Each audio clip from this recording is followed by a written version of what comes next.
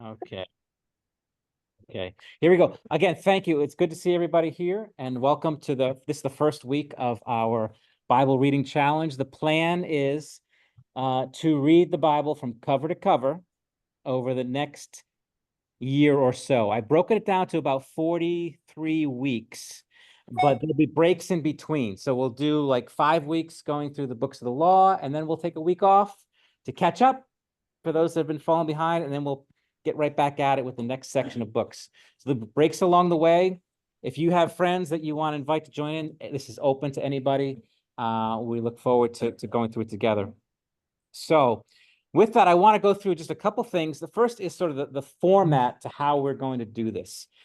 Years ago, I was in a group called Bible Study Fellowship. Anyone heard of that? Or something similar to it is Community Bible Study. They're two very similar. I did that when I was down in Houston as a single man, and I liked their approach to it. It was a threefold approach to learning the Bible. The first is that you would, throughout the week, you would have readings to do for yourself. So if we were going through, let's say, the book of Genesis for this session, every day we'd have a little reading to do, and we would do the reading and we'd answer some questions. And then when we get together, the second phase kicked in. We would get together with a small group and we would talk about what we read. And then after that, we would all head to the lecture hall and the leader would give a lecture on the readings. And it was kind of like a 1, 2, 3 punch, just really helpful. I learned a lot. I remembered a lot through that. I think it was a great experience. They actually still have some community Bible studies, I think, around here. Yeah. And if you ever want to do them, not in place of this, but if you ever want to do it, it's a good program. So those are the 3 things. And so the way we're going to do it here is today will be different because it's the start of it. We haven't read anything yet, although I hope you have started reading. I hope you're cheating and getting ahead of things. I want you to get started. What's that? You're all 2 chapters ahead. You're all 2 chapters ahead.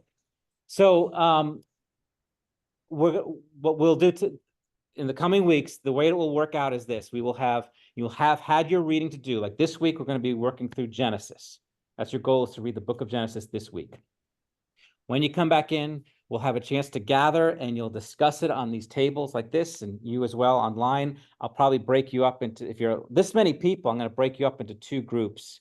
And you can talk to one another for a good 5-10 minutes about the readings, what you've been learning. I'll have some questions for you to think about.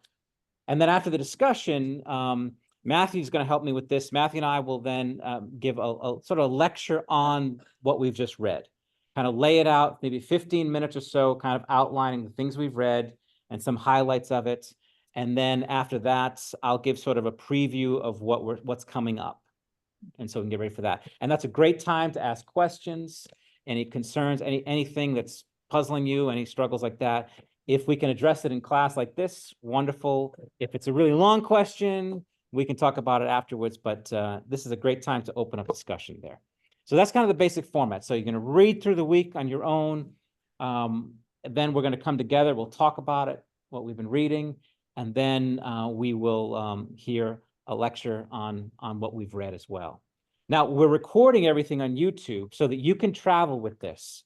And I would encourage you, if you feel like Sunday nights don't work for you, if this is the one time you can come on Sunday nights, but you'd really rather not keep coming, feel free to take it home with you, to get a group together at your home, to do it at any time you wish works for you. And having it on YouTube, you could go and download the lectures, you can hear the questions and have kind of recreate what we're doing here on your own time in your own place. So I wanted to make it as flexible as possible, and also to have it on Zoom makes it possible for people who are all over the place to tune in as well.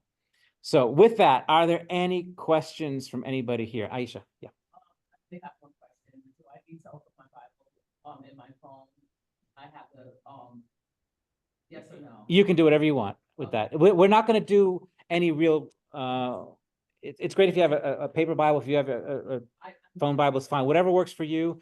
We're not going to be reading the Bible specifically today. We'll kind of give a sort of general overview of things. So, yeah. Say YouTube. Do we go on YouTube and search for Market Street Baptist Church? I will send the link out to everybody. In fact, hey, Jessica,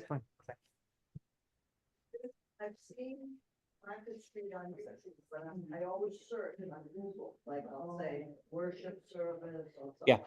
like that. I will post it on the website. Oh, okay. Jeremy, can we get on the website? I'm gonna put it on our YouTube page. I send the link out all the time for it, for the Bible studies. You'll get it. You'll see it. Just click it. Jeremy, maybe you can put it up on the website too. But you'll be able to find it easy, not a problem. We had a question online here. Do you have a question there? Addie, do you have a question? Go ahead. Will the web page work in Utah? Yes. Yes. It is the World Wide Web, unless the Mormons you. It should be okay. Did you have a question, Jenny? It is every Sunday night from 6 to like. Every Sunday night, my hope is between an hour, maybe an hour today or an hour and a half tops. So 6 to absolutely 7:30 latest, it would be, but maybe a little early before then too. And it would be Sunday nights. So I want to have it Sunday nights as a regular thing, so you know it's happening here. But again, if it's a bad time for you, you can always zoom in, or if that's a bad time for you, you can do it on your own time. Find a group to do it. That's even better. Just get together with friends. And by the way, this is a great way to share the gospel with people, because there are a lot of people who are not even believers who are interested in reading the Bible. And I don't know if you've noticed this. Some very famous people have started reading their Bible and talking about it. I know one of them was Tucker Carlson. There's another guy that recently did it. Who was the Russell Brand, the Tool Man, Tim, right? The Tool Man. He's been reading a lot of famous people are starting to read their Bibles because they're scared. They don't know what's going on in the world, and they are looking for some answers. And so I think there's a lot of interest. If somebody's not a Christian at all, it's like, why don't you read the Bible with us? That's right. It's really interesting. So, yeah. Is someone there? Is someone coming in? Okay. All right. I have a quick question. Yes. For us Zoom people. Yeah. When somebody asks a question in the room, could you please repeat it? Because we don't hear it.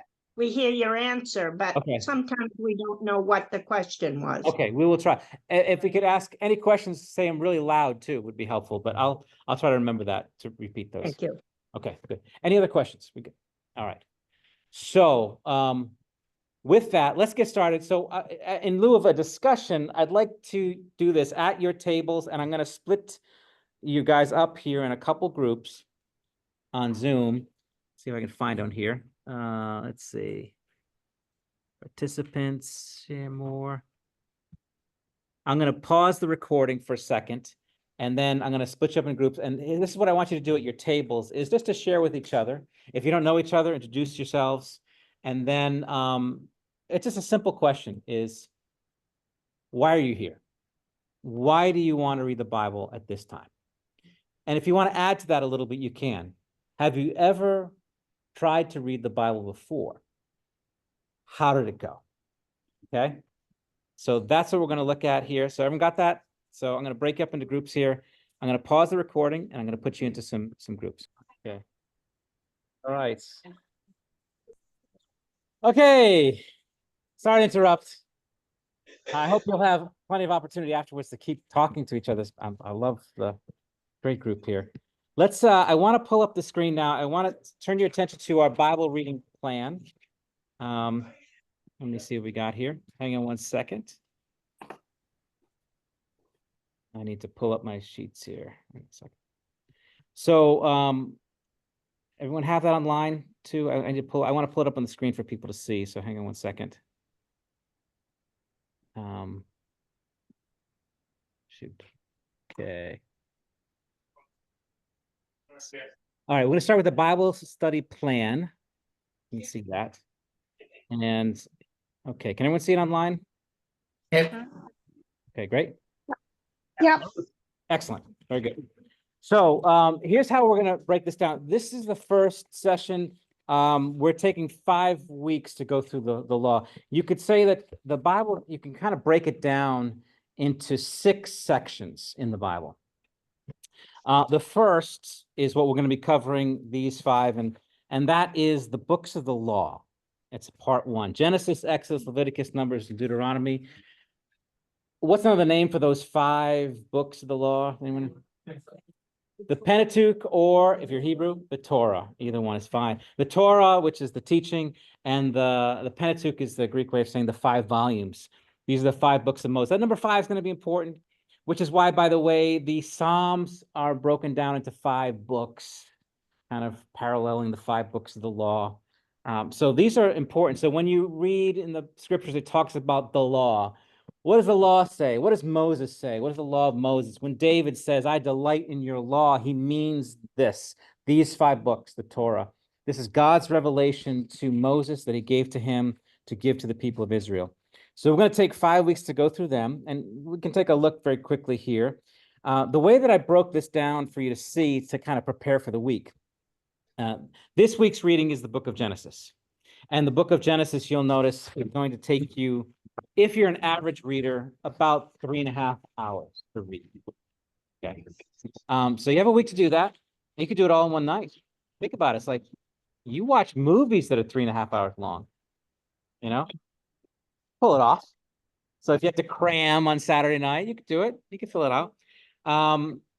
So that's the longest reading assignment of the whole thing. Nothing gets more than 3.5 hours. This first 5 weeks are going to be the longest readings. 3 hours and for Exodus, 2 hours Leviticus, 3 hours Numbers, 2.5 hours Deuteronomy. After that, pretty much every reading is below 2 hours. Some of them are only 1 hour a week when we get there. So it kind of works out well to start off because you're motivated now. You haven't lost your energy just yet. It's to go full force with this here. All right, good. All right, so here's some suggested breaks of how you want to take it. My encouragement as you read is we're not reading for all the details. We're not going to try to break down the verses and try to understand all little details. There's a lot you're going to read that's going to fly over your head, and that's okay. I want you to get the gist of the story, to really get the flow of it, which is why I want to encourage you to set time apart so that you can read large portions, the way that you would read a novel. Think about the way you read a novel. It's very different from the way you read your Bibles. The Bibles, we take it like one chapter, and then we put it down. And then we pick it up, and we've forgotten what we read yesterday. There's no flow to it. You try to read a novel that way. Try to read your favorite novel 1 page at a time. It's tedious. It's designed for action. Let it move you. Let it flow with this. I think I shared before, this really was helpful to me when I was in my 20s. I was in just a dark place in my spiritual life. I wasn't doing bad things. I was just spiritually kind of just, It was like a ugh. And I decided I need something. And I went to the bookstore and I just found the plainest, most boring Bible you could find. I said that I don't want any notes in it. I don't want any study notes, none of that extra stuff. Just give me a Bible. And I got a Bible and I just grabbed my pen and I just sat down. I started reading it like a book. And I was reading for hours a day. And it was amazing, the experience. I was so captivated by this. And I'd read the Bible before, but there was something about it was like watching a movie almost as the scenes were just unfolding, and I couldn't wait to see what happens next. And there are shocking things in this book. I will warn you. This is not for little children, this book. There are some shocking stories. There's some powerful stories. If you would read it as you would a novel, you'll be amazed at the experience you can have. So I encourage you to not think of this as devotional, where you're going to get up every morning and read 15 minutes. Think of it as reading a book. You hit the beach. Well, too late now, although it's a good time to go. Just grab your coffee, just read, just set some time apart to really read. Absolutely. I'm going to encourage you to do that too. Highly encourage, bless you, audio Bibles are great. And they have a lot of excellent ones that are actually free. We'll talk about those in a minute. However it is, you want to hear the story. Okay. That's my hope for us. So for Genesis, I kind of broke it down into 4 parts for you. If you don't have to follow any of this, this is just suggestions for you to help you kind of plan it. You can get a good flow of Genesis in 4 readings and 4 sit downs. chapters 1 to 11 kind of flow together, creation and the falls. I call it, we have several times where we see the fall of mankind after creation. And it really sets, it's called sometimes the prehistory. It sets the space for when we get to Abraham, when the story really takes off. Abraham comes, most of his life can be encapsulated from 12 to 22. You can follow those chapters. And then you can turn your attention to Isaac and Jacob the next time, 23 to 36. And then the best story of all, Joseph and his brothers, 37 to 50. Again, these are 3.5 hours of good reading. It's not that most people, when they start reading the Bible, they do great with Genesis. And I hope you'll do well with it too. And Job, we'll get to Job soon enough. Now, in Genesis, however, there are times where you're going to have some genealogies. I'll give you fair warning on that. And we're going to talk about that too, is feel free to skim. You don't need to read every name. Even if you just kind of glaze your eyes over it and you realize you see where it ends and pick it up from there. Seriously, I'm serious. Do not get bogged down. So when you get to some of the genealogies, there's one, I think, in chapter 5, there's a Genesis. In Genesis, I think, is it 10 or 11? We have the table of nations. I think it's 10, 11. You have the table of nations. List all the peoples out there. If you want to read them, please do. But you don't, feel free just to skim it, because I don't want you to lose your pace. I want you to keep the pace up so you get the feel for the story. I don't want you to lose momentum. And that's really important. What happens when we read the Bible is at some point we lose momentum. And then it becomes a slog. And you're dragging through it. And so there are lots of it that I'm going to encourage you. When we get to Exodus, we'll talk about next week. There's sections in it when it describes the tabernacle and all the things in it. Those are chapters you can skim. You don't have to, if you're good, read every page, please. But you don't have to. Feel free to skim that, just to get the gist of it. Because I don't want you to lose the story. And the details are important if we're going to do a sermon series on the tabernacle and think deeply about it. We're not here to think deeply about it. We're here to get the flow, the full story, the big picture. Okay? Does that make sense, folks? So keep the speed up, keep things moving. So next week, we'll start into Exodus, 3 hours there. Leviticus is one of those books, you might want to skim the whole thing for all we know. But we'll talk more about that. But there are some very important stories in Leviticus. There's some very important information, and we'll kind of navigate that together when we get there. Numbers is also a lot of census, a lot of names and things like that. You can skim that, but there's some really important stories in Numbers, some very, very important stories there. And Deuteronomy, if there's one book I would not want you to skip, it's Deuteronomy. It's because that book, I believe, is quoted more than any other in the New Testament. In fact, when Jesus is tempted by the devil, he quotes Deuteronomy 3 times. Every time he says, it is written, he's quoting Deuteronomy. Very important book. Very important book. So, and even if you were to skim through the first 4, if you can understand Deuteronomy, you'll really understand when we get to the rest of the books of the Old Testament, especially. Okay. So that's the first part. That's what we're going to do that. We're going to take the next 5 weeks. Then we're going to take a week off. Not from reading. You're going to keep reading, but from meeting. But it'll give you a chance to catch up and even to get ahead. And I encourage you, feel free, get ahead. If you go home tonight and get into Exodus, keep going. Don't stop. Really, don't stop. You'll be fine. Just read as much as you can when you have the opportunity. Inertia. Remember, what does it say? A body at rest stays at rest. A body in motion tends to stay in motion, right? So, yeah. And see, Yeah, that's only 4 chapters. That's all there is, yeah. So it's easy, yeah. All right, so the next part, if you turn to the next page, you'll see the next part is part 2, the books of history. So we'll take a break. So I'm guessing we'll get into October. We'll take a week off, then we'll start up right again. And we're going to go through 9 weeks going through the books of history. These are great stories, fascinating stories, some of them inspiring, some of them horrifying, more of them horrifying, I think, than not. But you can get a flow from that, from Joshua, Judges and Ruth, First and Second Samuel, Kings, Chronicles, Ezra, Nehemiah, Esther. You'll get a nice survey of the history of Israel and God's dealings with his people, and you'll see how they went from entering the promised land to being kicked out of the promised land, and all the things that happened in between. Great stuff there. That's part 2, the books of history. Now, these are all the stories. Now, part 3, we have are the books of poetry. There are 5 books of poetry: Job, Psalms, Proverbs, Ecclesiastes, Song of Songs. These are going to be a little harder. Some of us are going to love them. Some of us are going to hate them. Just like in school, remember? Some people love the poetry in school. Some people hate it.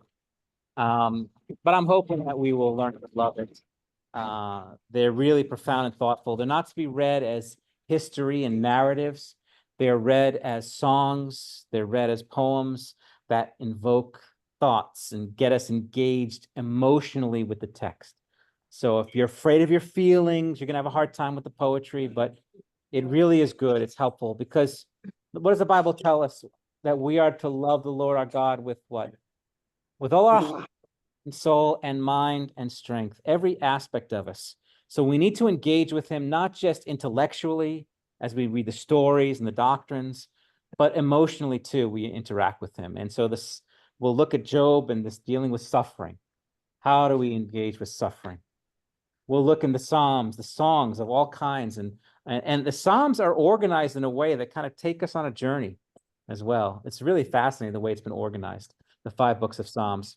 And then we'll get into the wisdom of Proverbs and then Ecclesiastes, which is one of my favorite books. Speaking of the vanity of life, and it's a great apologetic book engaging with the unbeliever. And then Song of Songs, which is the most risque of all the Bible's books, a true love song in speaking to the love that is in Christian marriage. Then we get to the books of prophecy, part 4. So again, we'll take a break between, we'll start up again, we'll go through those, and then we'll take we'll get into the books of prophecy. These are 9 weeks of this. We have the first of the major prophets, and you'll notice they're so long, we need to break them down into 2 parts. Isaiah, will break it down into 2 parts, as Jeremiah, as Ezekiel. And then the minor prophets come, and we can blast them out like nobody's business. Very easy, quick reads. But prophets have a challenge because reading prophets is like reading sermons. They're speaking to a specific people at a specific time, and they're collected together. So it's hard to find a story in them. So you need to learn how to read those. We'll talk about, when we get to that, we'll talk about that as well. All right, then we get to the New Testament. You'll notice, by the way, that the time of readings is shorter now. When we got to the poetry, I left it to barely an hour, and sometimes. And part of it is it gives you more time to engage with it, to think about the poems that we and the songs that we'll be singing. When we get to the gospel now of Christ, we now have part 5. We call these the gospel of Christ. We have more narratives. Wonderful, absolutely wonderful. You know the gospels: Matthew, Mark, Luke, and John, the life of Christ. And then we're going to add to that Acts, because Acts is what Jesus continued to do and to teach now through his apostles. And so the great narratives and stories. So we get a nice introduction there. And then we move to the last part 6, the letters of the apostles. Letters to churches from Paul, letters that are called the general letters from other apostles that were sent to everybody. And again, we'll kind of talk about them. You can see some of the topics they cover. So that's how it's organized. The Bible is actually organized by what we call a genre, a style of writing. So the law, all that capacity, that, all the narratives, the history, next, then all the poetry, then all the prophecy, then you got the gospels, and then you got all these letters. Okay, so it's really by style of writing is the way it's organized. So it's not necessarily written in a chronological order, but I think it's written in a good order for us to follow, which is why I know some people love the chronological Bibles. I never liked it because I just felt disoriented. It's like all over the place. So any questions so far about that? Okay, so as you, budget your time with this. Note again, look at the summary of this. You can read the Bible from cover to cover as an average reader in under 80 hours. That's it. Not bad. 2 work weeks. Take 2 weeks vacation and just read, and you can be done. It is in the Old Testament, you'll notice that the average reading is going to be less than 2 hours a week. That's not bad. You can do that. Oh, there's a website that has sort of as an average reader. Well, you can add to it then if you want. Feel free. Some it will be less, some will be more. But let me give you some thoughts, some tips for reading. And I want to turn your attention to the next sheet here. Let me pull this out. And let me find my next group here.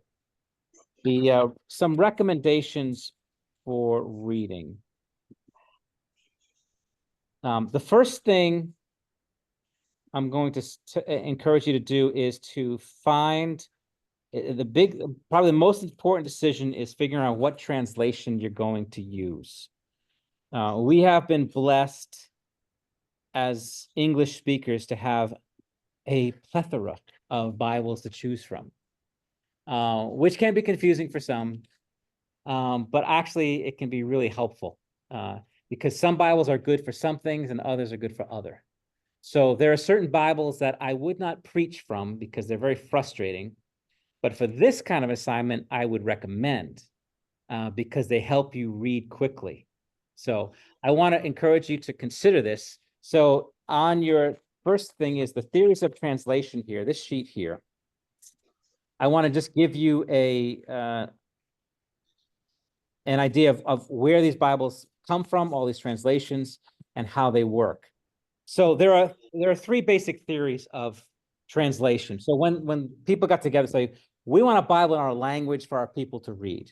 And so there were some who said we need it to be as accurate and as literal as possible. I want every word for word exactly right. And others were saying, yeah, but we want to understand it. So we want it to be easy to understand because, you know, if I'm speaking Greek here to you, you don't understand me. But if I hire 3 translators, they're all going to translate me, and probably accurately if they're good, but they're going to do it in a different way. They're not going to say it exactly the same way. Because as they think about the words, Greek is not organized the way English is. And so the way that they frame their sentences, the way that they use things, there's a lot of trying to figure out how best to interpret it. So there are those first who want as literal as possible a translation. So that's the first kind. They attempt to translate by keeping as close as possible to the exact words and phrasing in the original, yet still makes sense in the receptor language. A literal translation will keep the historical distance intact at all points. By that, it means it's going to just say it the way it comes out. Some of it's going to be lost because we live at a different time and a different age. So the more literal translations you're going to find is like the King James Version or the New King James Version, the New American Standard Bible, and the ESV is also is good with that. These are great preaching Bibles. That's why we have them upstairs, because I don't have to correct the text, say, well, that's not exactly what the Greek says.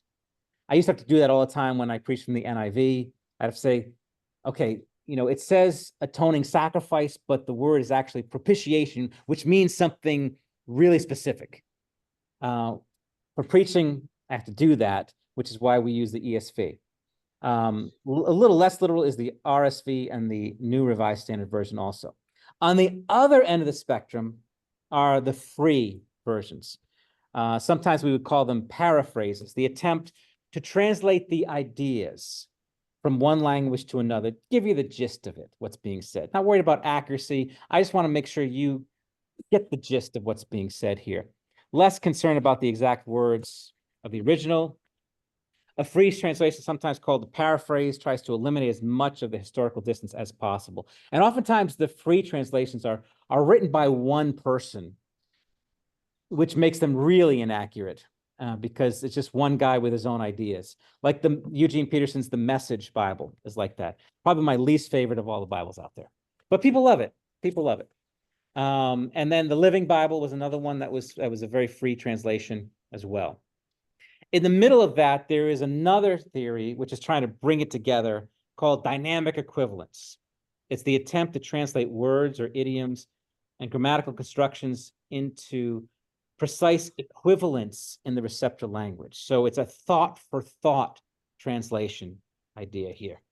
So it keeps some historical distance on all, such a translation keeps historical distance on all historical and most factual matters, but updates matters of language, grammar, and style. I think the best way to look at this, that's the NIV.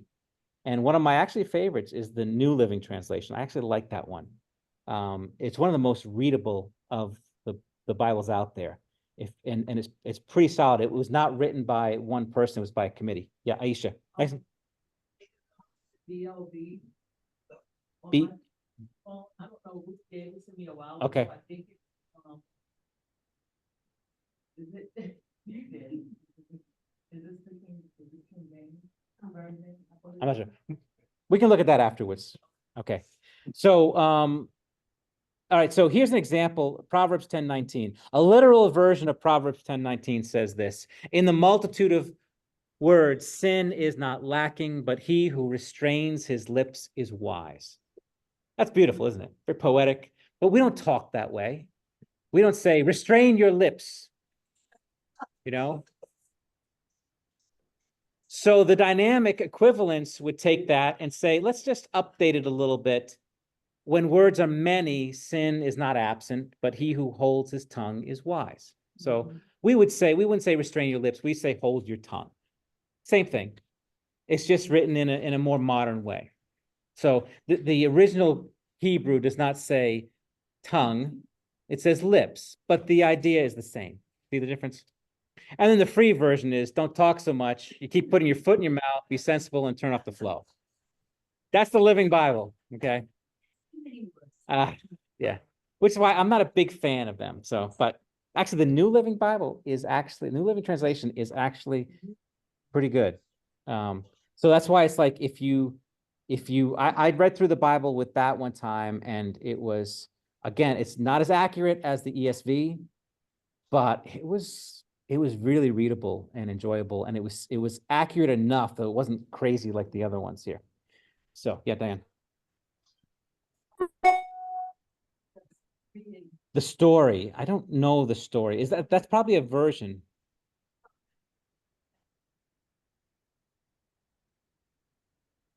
Several volumes. Oh, the Action Bible, you thinking? No.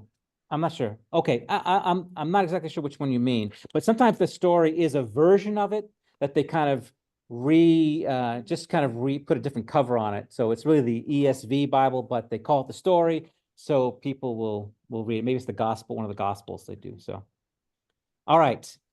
So let me give you some recommendations in our closing time here. So choose a translation that's accurate and readable. I'm going to stop the share here. I'm going to, okay. Matthew, are you online with me here? Okay. Okay. See what was going on. He wants. All right. Okay. You're too funny. All right. Let me find this next one here. Some recommendations for reading. Okay. So this is the last part here. I want to give you some tips. Take them or leave them. I mean, if you've got a plan, stick with it, go with it. Here are just some ideas that might be helpful for you. Let's see. Okay, first, I mentioned get a good translation. That's accurate, easy to read. Second, I encourage you to think through your week and try to set regular times for reading that fit your schedule. Think in terms of where can I get at least 30 minutes, preferably an hour, free, where I can just get free and focus on this, okay? Try to find that time and kind of block it out. So even think, so you're looking at your thing here, you've got 3.5 hours of reading. If you're Nancy, that's probably about 6 hours. So we're gonna do like 1 hour or a couple hours a day, whatever it is. And if you like to sit and read for long periods of time, do it. If you can't handle more than 30 minutes, that's fine. But try to work with, you, and don't try to be something you're not. Accept your handicaps, accept your weaknesses, and work with them. Okay, don't try to be, like, I'll give you, Andrea's husband, Dick, was the most disciplined guy I've ever seen. Up 5 a.m, every morning, doing his devotionals by himself. I could never do that in a million years. I could try. It's not me. I can't do it. I cannot do it. I can get together with people and read. That I can do.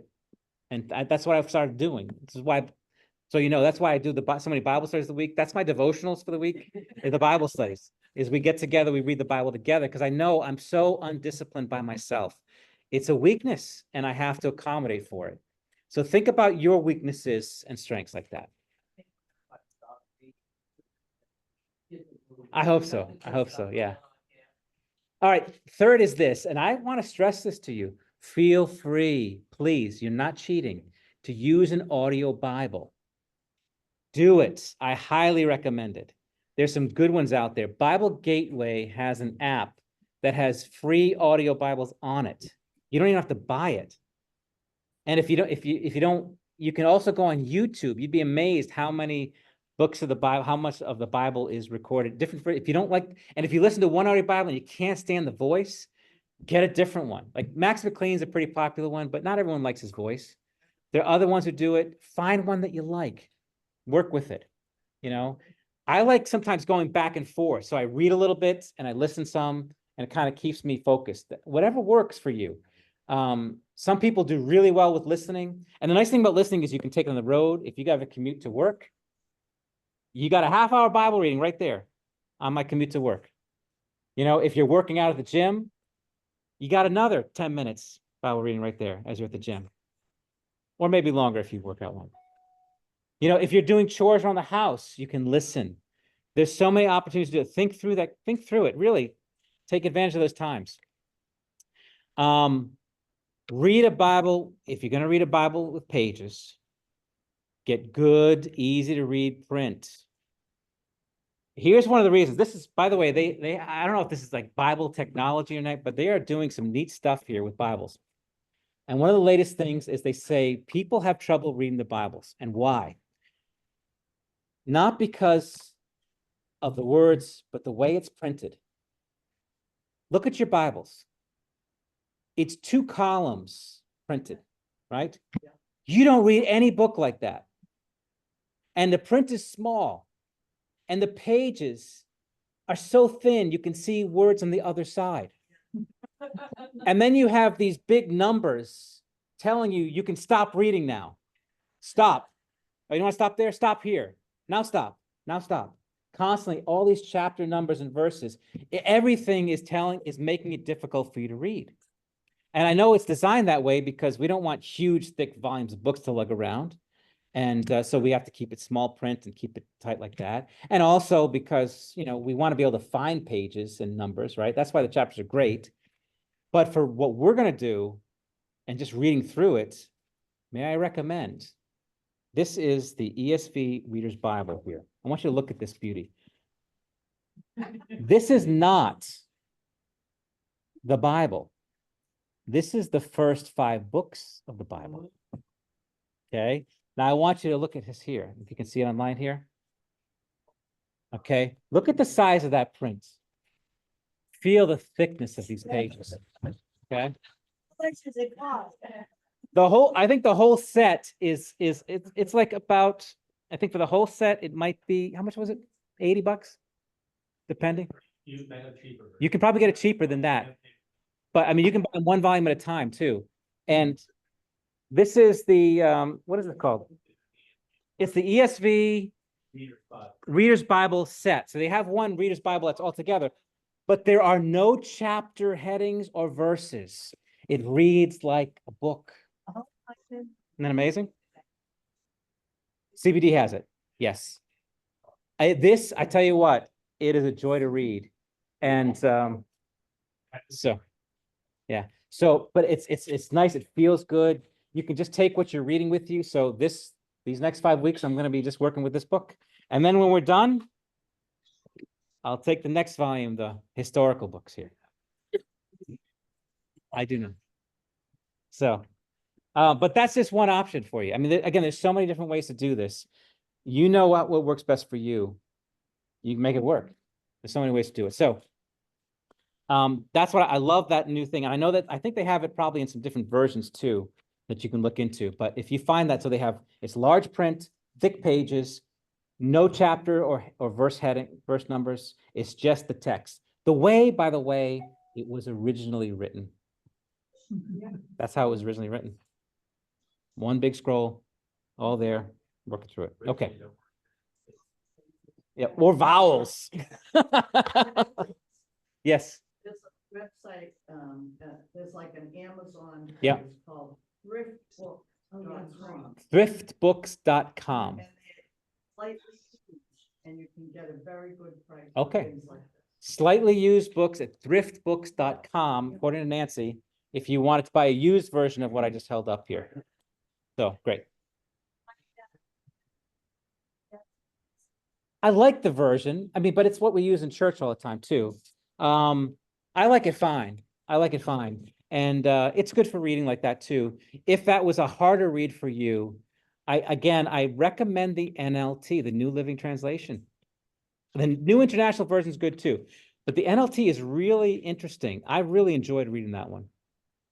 If you want to make it as easy as possible for yourself, that's a good one because it's still accurate, but it's really well done. I was very impressed with it. Don't feel like no. Yeah, There's nothing better about reading a literal script. If you are going to get more Yeah. out of reading a paraphrase Yeah. version of the Bible, recognize Yeah. the paraphrase Yeah. and have that in mind, but there's nothing worse or Yeah. better. yeah, we're not, again, the goal of this exercise is not for you to come back at the end of the year and say, I read every word in that book. It's for you to really get the story down, to know it, to hear it, to know it. Yeah, I want to. I don't know. I don't know. Maybe. I don't know. I know this is from Crossway Publishers. They only do the ESV. There might be the publisher for NLT. Maybe they did it as well. I couldn't tell you offhand. So, okay, great. All right, let's continue here. Here's another one. This is tempting, but I'm warning you right now. Do not use a study Bible. Okay. Do you know why? Because you're going to read the notes. You're going to stop and read the notes and you're going to lose your momentum. Save it. Save it for your Bible studies. If you come across something, I don't know what that is, make a note of it, underline it, and then maybe after you finish your reading session, you can go back and look at it in the study Bible. But you want to keep the flow going. Don't get caught up. You know what it's kind of like? It's kind of like going to the movie with your wife and you're watching the scene and then you're really into the story and she says, hey, what just happened there? I just missed that. And then you have to tell her what happened. Meanwhile, you've missed the next 10 minutes of the movie, right? So, my wife has never done that, so but that's just yeah. So that's it. Keep moving with it. Keep moving with it. All right. And again, if you have any questions, it's a great thing to bring to our discussions, to our gathering together. When we talk it out with each other, we can ask questions here if this thing you're reading. And if your questions are really bothering you or getting in your head or whatever, you can email me or text me. Feel free anytime, and we'll be happy. Or anybody, there's somebody in the church who really know their Bibles well. You can certainly, we'd love to talk about it. Yeah. It's nice to put the journal right there as you're reading, because then you can like say, chapter this, verse this. Yeah. What's this word mean, quickly. Yeah. Not to flow. Journaling to it, that's fine. Yeah. As long as you are not slowing down. And again, It's a question or just a statement or. Yeah. just an- I'm not going to come in your houses and take away your pens and notebooks here.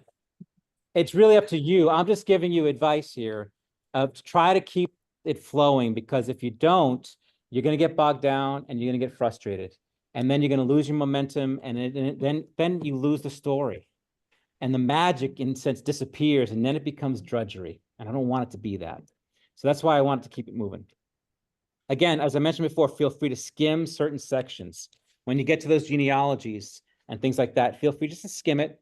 And usually they're given headings for them, so you know what's coming. When you see in Genesis the table of nations, you're like, okay, we're moving, and we get to the next part. Okay. Other possibilities to consider for a better experience for you.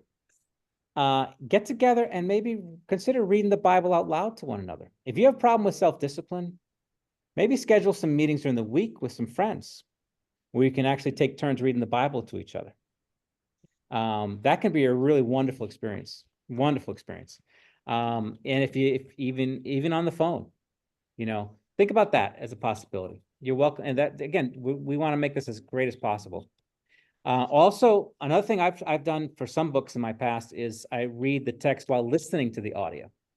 So it kind of just keeps me focused and engaged. And then I don't have to worry about like how to pronounce certain words when you get to that part. Again, nothing to slow you down. And listening to audio keeps you moving, Nancy, if you want to move faster here. Listen to the audio as you're reading it, and it actually keeps you at a good clip as you go forward with that. And finally, my last bit of advice is get started as soon as possible, even when you get home tonight, right? And part of that is inertia. When you feel the desire and the momentum is there, ride it, get started on it. So even before you go, even when you get home tonight, just break it open, start reading. You can start, for those of us who were in church this morning, again, you can start on chapter 3, you can move right along there and get going and get into it, and you'll be really encouraged. So that's it for today. Yes. Your sermon's gonna be based on this every week. So my sermons are basically going to be just the overall story. It's not going to follow all the books of the Bible, but it will give a general flow of it. It'll kind of work. It's not going to be paired up. So today happened to be the beginning. Next Sunday, it will be on the fall and the promises. So the next section of Genesis, then we'll get into Abraham and the rise of the kingdom and the fall of the kingdom. It's going to be a very big overview. That means your sermon, but your sermon's gonna be based off of what we're doing right here, like next Sunday, like you did, like today. You did, but it's. Yes, today it worked out. And next week it will still be in there, and maybe the week after a little bit.